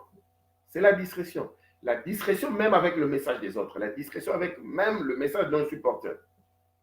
Au moins que si l'Esprit de l'Éternel me met à cœur de partager ces messages-là avec quelqu'un d'autre, en ce moment-là, je ne peux pas maîtriser les ordres de l'Esprit de l'Éternel. Parce que ces ordres, je dois les obéir. S'il me dit, partage ce dossier avec ta femme, parce qu'elle va prier, pour ça vous allez prier ensemble, ça fera une force, je le ferai. Avec ton frère, avec ton voisin, je le ferai. Parce qu'il m'a recommandé. C'est lui qui m'a donné cet ordre-là. Mais de moi-même, je ne peux pas. C'est comme ça, quand ça tourne mal, tu seras surpris. Hein? Ta femme a eu des problèmes avec l'autre femme là, et ta femme a juste lâché un mot. C'est pourquoi maintenant, tes choses de ton foyer, tu commences à dire ça à mon mari. Attention, si tu parles, si tu penses que tu peux m'arracher mon mari, tu es en train de rêver. Mais j'avais parlé au pasteur la fois passée. Je lui ai dit que ça ne va plus dans mon couple, il faut beaucoup prier pour moi, parce que mon mari, mon époux a maintenant des problèmes, il devient faible, il n'a plus de force comme il faut. Quand nous sommes à deux, vraiment ça ne va pas, pasteur, si tu peux prier pour moi. Alors le pasteur est allé partager ça avec sa femme. Sa femme maintenant s'est dit, donc cette dame ici, pourquoi est-ce qu'elle a dit ce sujet au pasteur? Or, la dame n'avait pas dit ça avec mauvaise intention. Elle a dit ça vraiment, elle avait besoin de prière parce qu'elle a tout fait. Ils sont allés voir le médecin, ils ont prié, tout ça, ça n'a pas marché. Alors, il veut à ce qu'une force extérieure vienne intervenir. Alors, elle avait confiance au pasteur. Mais la femme du pasteur prend ça comme un message de menace. Comme si, ok, comme celle-là commence à parler des histoires de faiblesse de son mari. Donc, c'est comme si elle veut ouvrir une porte à mon mari pour que mon mari parte faire X ou Y. Donc, au centre-ville, quand je les verrai, attention, fais gaffe avec mon mari. Ça dégénère. Parce que la femme du pasteur n'est pas ange. Et les gens qui vont apprendre ça diront à la femme du pasteur comment est-ce qu'elle est allée menacer. Non. Toutes les femmes du monde sont comme ça. Toutes les femmes du monde, quand elles se sentent agressées, ou bien quand elles se sentent étouffées, ce qui sort premièrement, c'est la jalousie. Alors, maintenant, en utilisant cette jalousie-là, elles vont lancer un mot pour essayer de dire à l'autre, attention, je suis au courant. Or, ça crée maintenant des problèmes. Ça va contourner, ça revient au passé, ça vient de lever un problème. Il faudrait maintenant s'asseoir avec, je ne sais pas, le mari de l'autre qui apprend maintenant la chose et ça dégénère. C'est maintenant les diacres de l'église qui apprennent. Voilà la situation tout est mis. Pour avoir seulement manqué la discrétion. Et c'est comme ça aussi, ces pasteurs qu'on l'amène comme ça sur la montagne, il connaît bien que l'Éternel m'a déjà révélé que demain, la semaine prochaine, les mois prochains, pendant cette campagne d'évangélisation, l'Éternel m'a dit à moi, il m'a dit qu'il va guérir toutes sortes de maladies et des infirmités. Même s'il y aura des morts qui vont venir, l'Éternel va les ressusciter. C'est la ferme conviction que j'ai reçue de la part de l'Éternel. Mais cela se base dans la discrétion, parce que la discrétion fait ma force. C'est ma ceinture de sécurité, c'est ma force. Je suis là, confiant, sur à l'Éternel. Je ne me tape pas la poitrine. Je ne fais aucune publicité. Dans tout ce que je donne comme message, que ce soit à la télé, tout ça, je ne parle pas de moi, mais je parle de tout homme. L'Adonai, qui veut respecter la parole de l'Éternel. Alors, venons, ça sera en France, ça sera au mois d'août. Venons nombreux pour apprendre la parole de l'Éternel. Et nous connaissons toujours, quand nous apprenons la parole de l'Éternel, l'Éternel nous a dit, vous connaîtrez la vérité vous affranchira. L'Éternel va nous affranchir de beaucoup de bandages. Il y a plusieurs sortes de bandes, il y a plusieurs sortes de délivrances que l'Éternel va apporter. Selon sa seigneurie, selon sa volonté, parce qu'il sera le maître de la cérémonie, il sera le maître de toutes choses. L'Éternel est le maître. Il a le bâton de commandement. Parce que quand moi, je me tape la poitrine, tous les malades seront guéris. C'est moi qui suis maintenant le maître. C'est moi qui ai maintenant le bâton de commandement. Je suis sûr, je dis comme si je connais comment est-ce que se produisent les miracles. Moi, je ne connais pas comment est-ce que le miracle se produise. À tout moment, quand il y a un miracle, moi, je suis étonné. Je suis étonné. La fois passée, il y a un frère. Je vous donne ça parce que ça va de pair avec ce que je suis en train. Un exemple de ce que je suis en train de dire. Parce que ce n'est pas le moi, mais c'est un exemple. Ce frère-là, l'Éternel l'a guéri. Il avait un problème de foi. L'Éternel l'a guéri au travers de notre ministère. Kidney, c'est le foie. Ok. C'est le foie. Les reins, oui. Il avait un problème des reins. L'Éternel l'a guéri au travers de notre ministère. Après, 2 semaines passées, il y a un monsieur qui avait un problème de cancer. Alors, nous sommes allés rendre visite à celui qui avait le problème des reins. Je n'ai pas dit le nom de la personne qui avait le problème de cancer. Mais comme l'Éternel a guéri de ces problèmes-là, il a été mandaté pour ça. Je lui ai dit, l'Éternel t'a donné le mandat de prier pour ceux qui ont des maladies appelées incurables. Tu vas prier pour un frère qui a un problème de cancer. Moi, je vais lier ma foi à ta foi. Je crois que ta prière sauvera ces messieurs. Il a fait la prière. J'ai lié ma foi avec sa foi. Je suis allé à l'hôpital, j'ai prié. Maintenant, la semaine passée, quelques jours passés, quand j'ai maintenant reçu la nouvelle que celui-ci de l'hôpital, à l'Oxford, à l'université, à l'hôpital de l'université, à l'Oxford, on dit que pourquoi tu es venu ici parce qu'on ne trouve absolument rien. Il n'y a plus de cancer. Alors, quand je suis allé maintenant donner la nouvelle à la personne qui avait le problème des reins, il m'a dit, mais pasteur, pourquoi tu ne nous laisses pas venir témoigner? Nous avons besoin de passer aussi à Shabbat Shalom, témoigner, afin qu'il y ait beaucoup de vues, afin que beaucoup de gens soient sauvés. Je les ai dit, je ne suis pas contre les témoignages. Mais moi, j'aimerais d'abord que vous soyez d'abord affermis. Au moment opportun, si l'Éternel me dit, assez que vous puissiez passer pour donner témoignage, ça sera bien. Mais pour le moment, Vous êtes encore fragile, vous n'êtes pas encore affermi. Continuez avec les cours d'affermissement, avec les cours de fondation que vous êtes en train de recevoir. Au moment opportun, vous allez donner votre témoignage. C'est ça. Mais maintenant, si nous ne comprenons pas la leçon, quand les diables nous amènent sur la montagne de Jérusalem, la tentation ou l'élévation, l'Éternel commence maintenant à faire de miracles au travers de votre ministère. Vous commencez vous-même à vous exposer et à exposer les autres. Je ne dis pas quand vous faites passer les gens pour donner témoignage que vous êtes en train de vous exposer. Non. Premièrement, vous êtes en train d'exposer les autres. Et puis, deuxièmement, vous exposez vous-même aussi. Pourquoi? Parce que dans les témoignages, on suit bien. Le frère qui est en train de dire, par exemple, j'étais dans la magie, j'étais dans ceci. Et hier, quand je suis venu ici à l'église, le pasteur m'a directement détecté. Ils m'ont amené dans la salle. Ils ont prié pour moi. Et voilà que je ne suis plus dans la magie. Et il commence à donner témoignage pendant une heure du temps. J'étais en train de faire comme ça. C'est comme ça que je suis en train de jouer. Ce frère-là est encore fragile. Il n'est pas encore enfermé. Alors, en ce moment-là, vous êtes en train de les vendre au diable. Sans pour autant vous rendre compte. Vous-même, vous mettez ces frères dans les terrains des tentations. Alors, si les frères-là maintenant entrent dans les terrains des tentations et que ces frères-là est cogné, ces frères-là meurent, c'est sang-là qui va couler, sera aussi pour comptera, criera sur votre compte. Donc, vous mettez aussi vous-même en danger. C'est comme si, par exemple, voilà, je suis en train de conduire, vous êtes en train de conduire votre voiture en pleine route, comme ça dans la forêt. Vous voyez un petit gamin ou bien un mineur sorti de la forêt, tout ça bizarre. Donc, en position de celui qui vient de s'échapper à quelque chose, vous prenez la personne, vous lui posez la question, qu'est-ce qui ne va pas? Ben oui, attention, il y a eu des bandits qui m'ont enfermé, je me suis débrouillé, j'ai fui. Vous dites, non, non, non, vous savez, dans la vie, je vais vous dire rapidement que dans la vie, il faut être sérieux, il faut savoir vous protéger, il ne faut pas marcher en route seul, vous êtes un gamin, il faudrait vous protéger, marcher toujours ensemble avec vos parents, tout ça. Merci beaucoup. Et maintenant, je suis pressé, je vous laisse là. Merci, au revoir. Donc, la personne qui a été sauvée, au lieu de chercher peut-être savoir, vous connaissez votre adresse, oui, pour l'amener dans un lieu de sécurité, dans un lieu où la personne sera dans la sécurité, la personne va se retrouver, où il y aura son entourage, il y aura sa protection. Et puis commencer peut-être à lui poser des questions, ou bien lui mettre juste dans sa sécurité. Non, vous abandonnez encore la personne.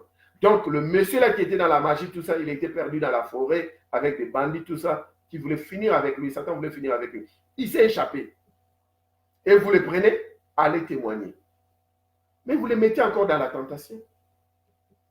Parce que vous croyez que, comme vous vous êtes élevé, votre voix sera toujours écoutée de tout le monde. Vous voulez maintenant démontrer au monde comment l'Éternel agit dans votre ministère. Donc, vous travaillez maintenant pour le diable sans pourtant savoir, sans pourtant le savoir, parce que vous avez cru que vous avez maîtrisé la seule phrase. L'homme ne va pas dépendre de tout ça. Vous ne pouvez pas échanger tout. Vous ne pouvez pas échanger quoi que ce soit avec votre foi. Mais cependant, maintenant, sur le terrain d'élévation, vous êtes en train de vivre dans la tentation. Et vous êtes en train de faire vivre les autres, exposer les autres dans la tentation. Vous exposez vous-même dans la tentation. Une phrase de plus.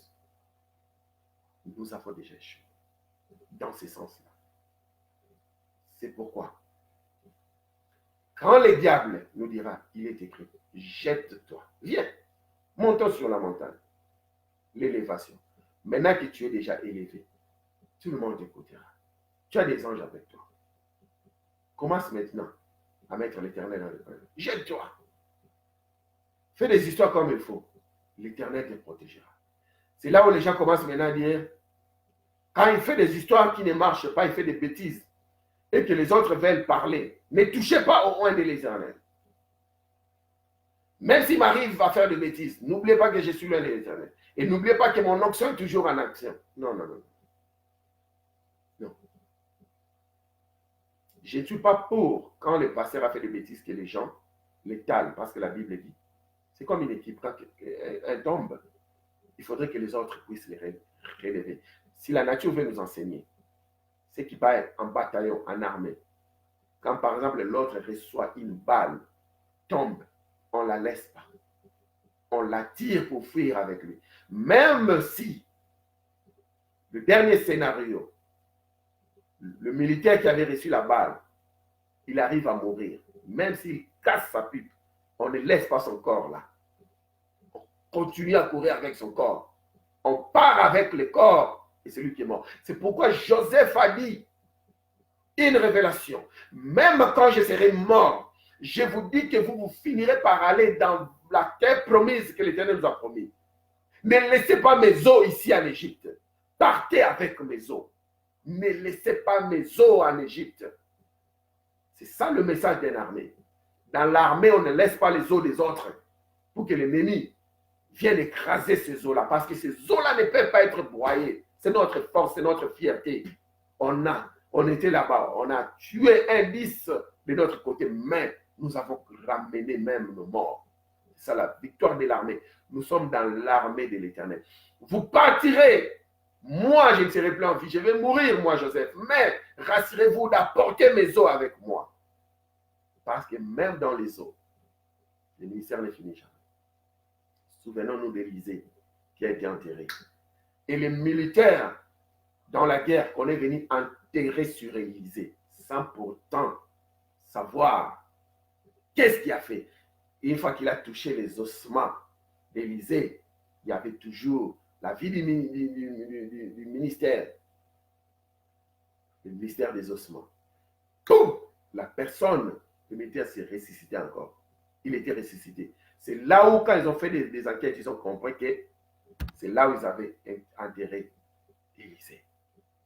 Même Yeshua n'a pas voulu qu'on touche à ses os. Aucun de ses os ne sera brisé, dit la parole de Yahvé.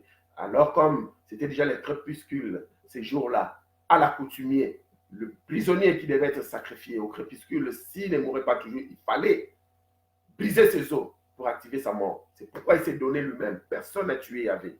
Yeshua, personne ne l'a tué. Il s'est donné lui-même afin de protéger ses os. Alors, c'est pourquoi nous devons protéger même les os de notre pasteur. C'est comme ça qu'on protège. Mais cependant,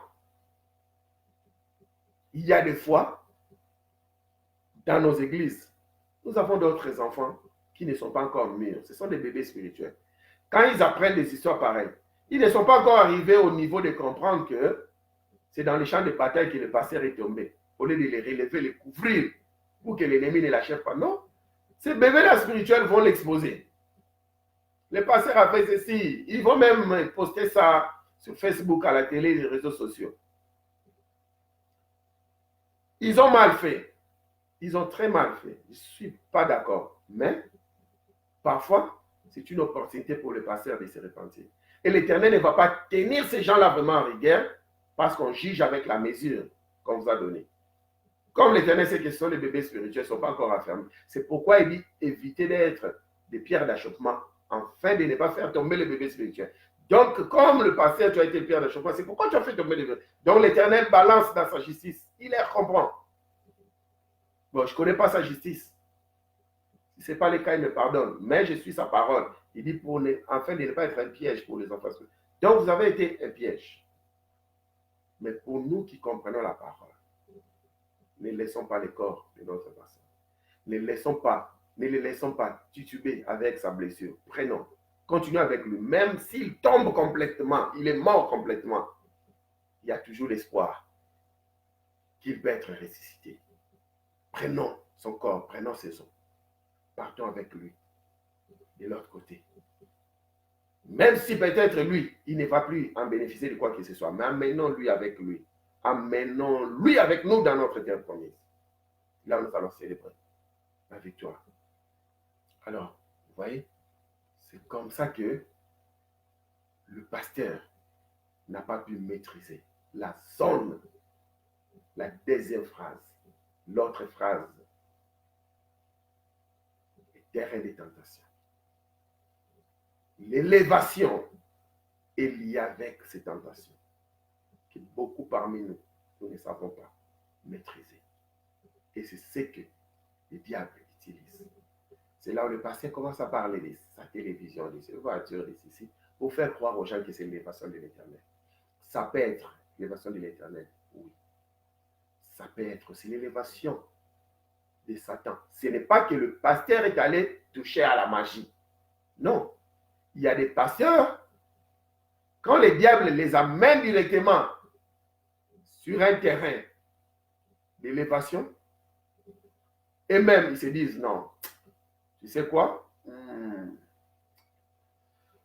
ça ne vaut même pas la peine parce que depuis 30 ans, je sers l'Éternel, ça ne vaut pas la peine. Maintenant que j'ai une opportunité, que je touche directement à la magie, comme ça je serai élevé, tout ça. Il y a certains qui sont comme ça. Boum, directement, il a l'élévation. Mais le diable lui donne aussi un message direct d'aller maintenant prêcher la compromission. Ils connaissent, ils ont signé déjà avec le diable un contrat, un pacte, que sais-je. Mais il y a d'autres. Satan lui-même, il crée des opportunités. Où j'ai suivi un film dernièrement, une dame qui marchait pieusement. Alors, elle était tellement dans la recherche du mariage. Tout le monde à l'église savait que cette dame-là, à tout moment quand elle prie, c'est mon mariage, mon mariage. C'est pourquoi dans nos églises, il y a un service qu'on appelle service d'intercession. Moi, souvent, je ne vais pas là-bas pour donner mes propres sujets. Quand j'arrive dans le service d'intervention, je donne beaucoup de sujets. Prions pour l'Afrique, prions pour l'Asie, prions pour l'Europe, prions en particulier pour la RDC, prions ceci, prions pour les jeunes de l'Europe qui utilisent maintenant les couteaux, la drogue, la violence. Mais mon problème à moi, peut-être, je préfère ne pas donner ce sujet de rien là. Si l'Esprit de l'Éternel me recommande avec un frère, une soeur proche, je peux le faire. Mais sinon, et puis après, à l'autre téléphone, vous savez, il a donné son sujet. Le sujet de prière ici. Vous voyez? Alors, en ce moment-là, nous-mêmes, nous sommes en train de nous exposer. Sans pour autant se rendre compte, parce qu'on s'est dit que nous sommes dans l'assemblée des saints. Mais sachant même pas que le pasteur avait déjà signé un pacte avec Satan pour la compromission. Nous lui amenons maintenant un sujet pareil. Il va nous détruire davantage. Attention, ces frères-là avaient fait il faut les détruire. Et puis, oui, j'ai donné l'exemple de cette sœur-là. Pardon, je m'excuse. Pardon. Vraiment, j'avais complètement perdu ce que je disais. La dame de la sœur, tout le monde connaissait qu'elle, c'est le mariage. Dans le sujet de groupe de sujets de prière, c'est le mariage. Alors le diable a dit, comme elle, c'est le mariage, c'est son point vraiment capital. Le diable a préparé un monsieur. Alors, le diable a donné une jupe à ce monsieur. Le diable a donné une belle villa à ce monsieur. Le diable a dit, tu es en mission. Nous allons donner une prophétie à l'église. Le pasteur va donner une prophétie à l'église. Pour dire à la sœur, l'Éternel a exaucé ta prière. Le dimanche prochain, à la sortie de l'église, sur la ruelle juste à côté de ta maison, tu verras un monsieur qui sera habillé tout en blanc. Et il y aura une Jeep blanche à sa côté. Ce monsieur-là va t'inviter d'entrer dans sa voiture parce qu'il voudra bien t'accompagner. Ne refuse pas. Parce que c'est l'Éternel qui l'enverra. Va avec lui. Accepte sa proposition concernant le mariage. Parce que l'Éternel a exaucé ta prière. Et ça s'est passé comme ça. La sœur est venue à l'église, a donné témoignage. Le pasteur avait prophétisé pour moi, 1, 2, 3. C'est comme ça l'Éternel m'a levé tout ça. Donc, le diable avait compris que si je l'amène pour dire, viens, nous allons chercher un féticheur, un marabout pour reprendre le fétiche, elle va refuser. Moi-même, le diable, je vais l'élever. Imaginez la suite. La suite que la sœur, maintenant le diable ne la combattait plus de l'extérieur, mais de l'intérieur. Vous vivez maintenant avec quelqu'un où vous avez même des rapports XY, vous vivez une vie ensemble et que la personne là, c'est même un agent du diable. Donc vous êtes détruit de l'intérieur, au niveau de vos os. Aujourd'hui, au moment où nous parlons, la dame ne prie plus et elle n'est pas appelée à l'église. Elle est devenue autre chose. On a cru que c'était l'élévation de l'Éternel. Attention avec les élévations. Ça peut être une élévation où quelqu'un a signé des pactes pour aller avec le diable sur la montagne afin de devenir référence et que tout le monde écoute. Il y a aussi le diable peut lui-même vous amener dans ce terrain-là. Alors nous devons faire très attention. C'est pourquoi marchons selon l'esprit de l'Éternel afin de ne pas succomber aux œuvres de la chair. Galates 5, chapitre 16. Quand ça sera l'élévation de l'Éternel? L'Éternel dit dans Proverbe 10, 22, c'est la bénédiction de l'Éternel qui enrichit. Et elle ne se fait suivre d'aucun chacun. Quand l'Éternel lui-même t'amènera sur la montagne sainte pour que tu deviennes une référence, les gens vont chanter. Tu vas refuser que les gens t'adorent. Tu vas refuser que les gens commencent à faire ta publicité. Tu vas refuser dans tes affiches, on voit les noms de Yeshua Hamashiach en petit. Et c'est ta grande photo qui s'affiche.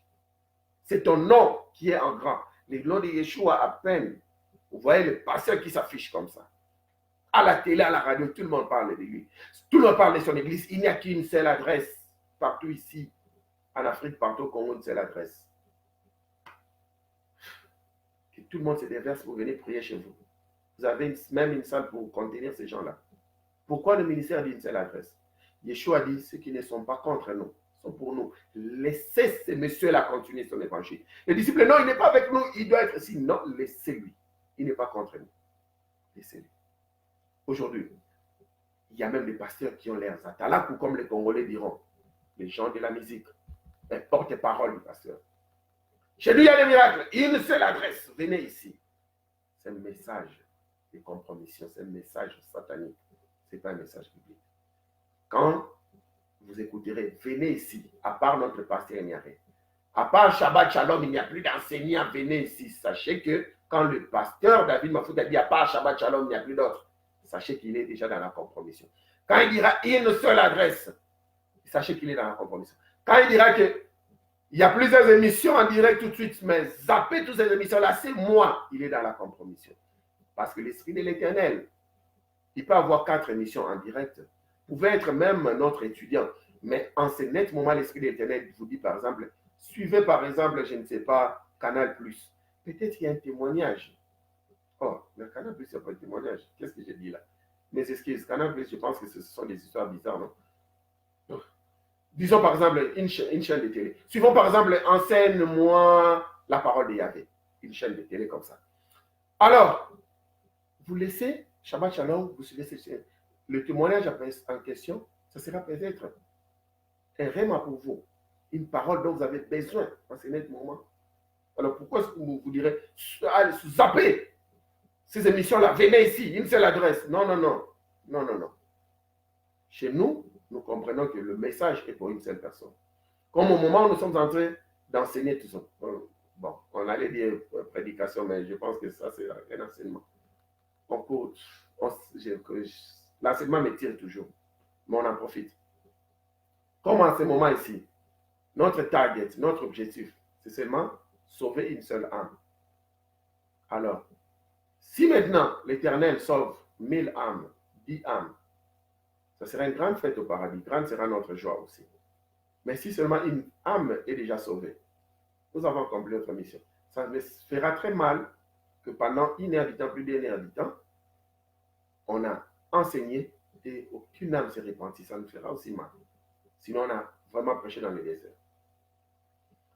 Alors, nous sommes arrivés à la fin de ce message. Nos excuses, on vous avait promis que nos émissions feront au maximum 1 heure du temps. Mais malheureusement, on a fait presque 2 heures du temps. Nos excuses pour cela. On ne pourra pas demander excuse à l'Esprit de l'Éternel parce que c'est lui qui m'est bombardé avec tout ce que je vous ai dit. Et j'ai senti un vide. Quand je sens ce vide-là, c'est fini que ça y est, nous sommes à la fin de cet enseignement. Alors, merci beaucoup pour votre patience. Nous sommes arrivés à la fin de cet enseignement. Tout ce que nous allons vous dire maintenant, que tous ces gens-là, qui commençaient à faire des choses comme leur soi-disant père spirituel faisait. Il y aura des miracles, il y aura ceci, nous sommes élevés, une seule adresse. Tous ces gens-là, c'est maintenant le moment de se repentir. Que tous, nous autres, pasteurs, qui commençons à nous taper la poitrine sans le savoir, parce que nous avons été élevés, nous avons vu les autres comme ils étaient rien et tout ça, où on était là à la chair, on appelait un vieux papa de 70 ans. Yo, Camille, toi, viens ici. Et c'est l'Esprit de l'Éternel veut prophétiser. Toi, viens ici. Oh! L'Esprit de l'Éternel ne peut pas être impoli jusqu'à ce point-là. Tu pointes le doigt à un papa, même à un enfant de 5 ans, tu ne pointes pas le doigt. Hé, toi, viens ici. Mes enfants, moi, si je le pointe leur doigt, je dis, toi, viens ici. Ils me diront, papa, pour m'appeler, tu n'as pas besoin à me pointer le doigt. C'est comme ça qu'ils me diront. Ils diront, appelle-moi, papa, je viendrai. Mais pas, tu me pointes le doigt, toi, viens ici. Et c'est ce qui se passe. Soit disant que c'est l'Esprit de l'Éternel qui est contre toi, ici. Je vais prophétiser. Non, c'est l'impolitesse. Pas l'Esprit de l'Éternel. Alors, ces actions-là, nous devons demander pardon à l'Éternel. Des gens qui sont enlevés, qui sont arrivés sur le point d'élévation. Et ils ont succombé aux tentations. Commencent à tenter l'Éternel, et même sans le savoir. Ne tentera pas l'Éternel, nous dit la parole. C'est le temps maintenant de nous repentir. Et c'est là dont le diable avait élevé, et ils ont cru que c'était l'Éternel. Et que maintenant ils ont compris cela. Tout ce que nous vous demandons, c'est de vivre maintenant une vie de repentance. Maîtrisez-vous. Évitez la compromission. Et servons l'Éternel. Et si vraiment la chose là, cette maison-là, cette voiture-là, la dame te dit, le monsieur te dit, si tu changes le message, tu commences encore à prêcher comme il faut, je vais ravir la voiture, je vais ravir la maison. Si c'est le cas, c'est bien. À quoi servirait un homme de gagner le monde entier si tu as des sommes? Laissez cela partir. Servons l'Éternel sans compromission. Donc ces groupes-là vont se repentir. Nous allons nous repentir. Le deuxième groupe, c'est celle qui s'est dit non. Nous avons compris que la vie sans Yeshua HaMashiach, le Christ, c'est le désastre. Nous devons l'accepter comme don, cadeau venu de l'Éternel. Ceux-là vont prier avec moi. Adonai Elohim le Tout-Puissant, Créateur de l'univers, Père, nous te bénissons pour ces messages. Merci pour nous avoir donné l'opportunité de suivre ces messages du début jusqu'à la fin. Où là, nous avons commencé jusqu'à ce moment. Seigneur, tu nous as donné ton don gratuit qui est Yeshua Mashiach, ton Fils, notre Seigneur et notre Sauveur personnel. Nous l'acceptons dans notre vie. Nous te demandons de pardonner nos fautes et nos offenses. Et merci pour nous avoir donné ton esprit, l'Esprit Saint. Merci pour nous avoir pardonné nos fautes. Merci pour avoir pris la conduite de notre vie. Dans le précieux nom de ton Fils Yeshua Mashiach. Nous sommes arrivés à la fin de ce message. Si vous avez des questions à nous poser, n'hésitez pas. On sera encore debout. Nous serons encore debout pendant quelques heures parce que nous devons rendre compte aussi à l'Éternel. Et nous avons envoyé une mission, nous avons fini la mission. Et pour ceux qui ont des questions à nous poser par inbox, sentez-vous libres. Ceux qui veulent aussi devenir des étudiants de Shabbat Shalom, nous sommes là pour ça. Alors, la dernière des choses que nous allons vous demander, comme à l'accoutumée, nous vous demandons une offrande. Pas une offrande en finance, s'il vous plaît. Pas une offrande en finance. L'offrande en question dont nous vous demandons, c'est celle de partager la vidéo. Vous avez aimé la vidéo, n'est-ce pas? Ça a été salutaire, le message. Ça vous a sauvé, ça vous a donné une information, ça vous a corrigé quelque part, ça vous a convaincu quelque part. Tous ces éléments-là, peut-être c'est un oui. Alors, n'hésitons pas maintenant de partager la vidéo à autant de groupes, autant de personnes pour sauver aussi leur vie et sauver la vie de l'Église. Et si aussi l'Esprit de l'Éternel vous touchez à cœur de nous donner une offrande, en matériel, en finance, vos dîmes ou que sais-je, sentez-vous libre, contactez-nous, nous allons vous donner nos coordonnées et les directives qu'il faut. Nous sommes arrivés à la fin de ce message. Que l'Éternel vous bénisse davantage. C'est avec cette note musicale que nous allons vous quitter. Shabbat shalom. L'Éternel vous bénisse. Alléluia. Gloire soit rendue à Yahvé. Shabbat shalom. Shabbat shalom. Shabbat, Shabbat, Shabbat, Shabbat, Shalom. Shabbat, Shalom. Shabbat, Shalom. Shabbat, Shabbat, Shabbat, Shabbat, Shalom. Shabbat, Shabbat, Shabbat, Shabbat, Shalom. Shabbat, Shabbat, Shabbat, Shabbat, Shalom. Shabbat, Shalom. Shabbat, Shalom. Shabbat, Shabbat, Shabbat, Shabbat, Shalom. Shabbat Shalom. Au revoir, nous vous aimons bien. Shabbat Shalom, la ville sainte de l'Éternel, Yerushalayim. Shabbat Shalom, Israël. Shabbat Shalom, toutes nos familles. Shabbat Shalom à l'Église de l'Éternel répandue dans le monde entier. Bye.